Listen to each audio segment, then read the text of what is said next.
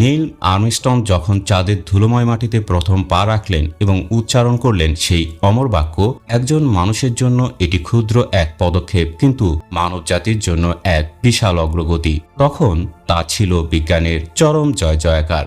কিন্তু সেই ঐতিহাসিক মুহূর্তের পর থেকেই একটি প্রশ্ন ছায়ার মতো বিজ্ঞানকে তাড়া করে ফিরছে।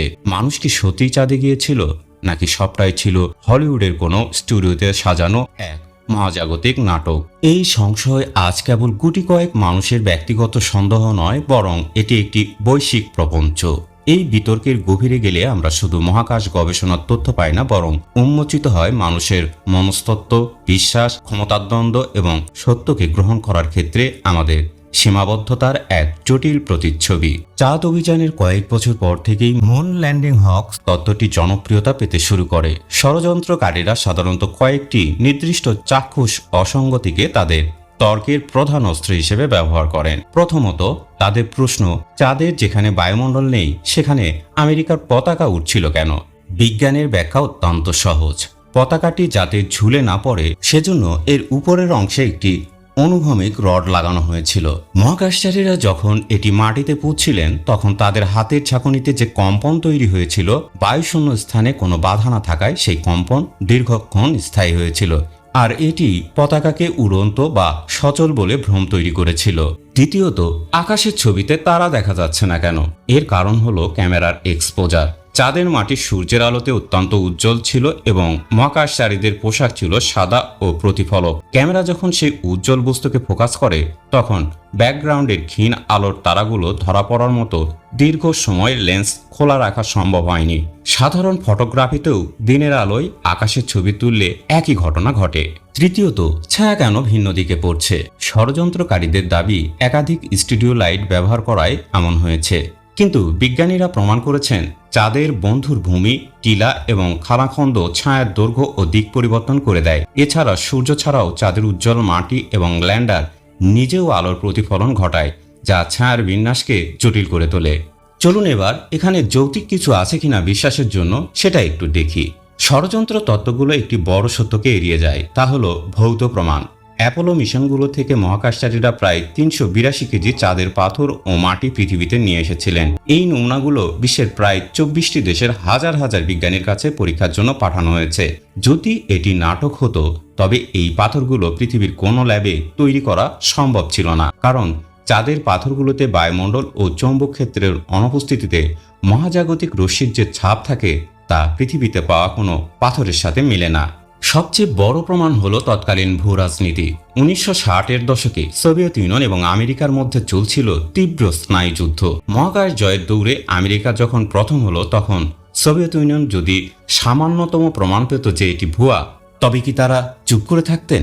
অবশ্যই না। সোভিয়েত রেডিও এবং রাডার স্টেশনগুলো অ্যাপোলোর সংকেত এবং গতিবিধি নিবিড়ভাবে পর্যবেক্ষণ করেছিল।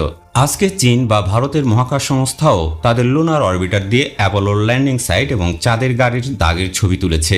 সবাই সত্যতা নিশ্চিত করেছে। যদি 50 বছরে হাজার হাজার বিজ্ঞানীর মধ্যে থেকে একজনও এই নাটকের কথা ফাঁস না করেন, তবে সেই ষড়যন্ত্রের সম্ভাবনা গাণিতিকভাবেই শূন্য হয়ে যায়। সন্দেহ করার এই প্রবণতা বিজ্ঞানের চেয়ে মানুষের মস্তিষ্কের গঠনের সাথে বেশি সম্পর্কিত। একে বলা হয় কগনিটিভ বায়াস বা জ্ঞানীয় পক্ষপাত।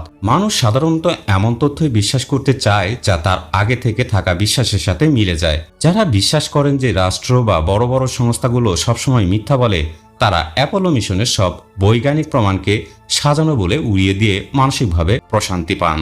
ষড়যন্ত্র তত্ত্ব আমাদের এক ধরনের নিয়ন্ত্রণের অনুভূতি দেয়। যখন পৃথিবী বা মহাবিশ্ব অনেক বেশি জটিল হয়ে দাঁড়ায় তখন মানুষ সবকিছুর পেছনে একটি গোপন ছক বা গল্প খুঁজতে চায়।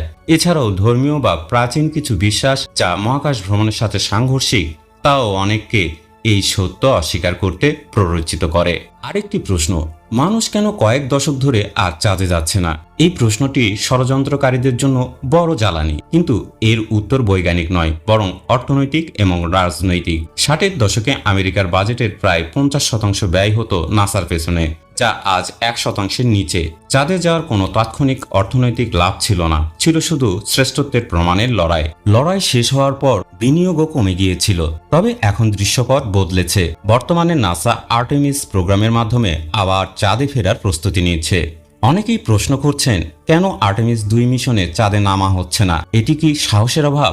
মোটেও না। এটি নিখুঁত প্রকৌশলগত ধাপ। চাঁদে দীর্ঘ সময় টিকে থাকার জন্য লাইফ সাপোর্ট সিস্টেম, বিকিরণ সুরক্ষা এবং পানির উৎসের সন্ধান প্রয়োজন। ইতিমধ্যে চাঁদে বরফ ও পানির অস্তিত্ব প্রমাণিত হয়েছে। আর্টেমিস 2 মূলত এই সাপোর্ট সিস্টেমগুলো মানুষের উপর সরাসরি পরীক্ষা করার জন্য পরিচালিত হচ্ছে। এটি সফল হলে আবার চাঁদে পদার্পণ করবে। এখানে কোনো ভয়াবহ প্রাণী বা এলিয়েন বসে নেই যে নামতে দিচ্ছে না, বরং মানুষের নিরাপত্তা এবং দীর্ঘস্থায়ী গবেষণার প্রস্তুতিই এখন আসল উদ্দেশ্য।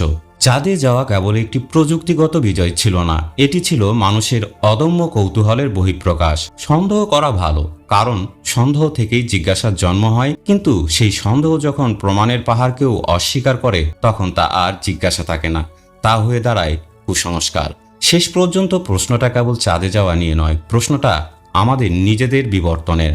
আমরা কি প্রমাণের ভিত্তিতে সত্যকে গ্রহণ করার মতো বুদ্ধিদীপ্ত জাতি হব, নাকি সন্দেহের গোলকধাঁধায় নিজেদের বন্দী রাখব?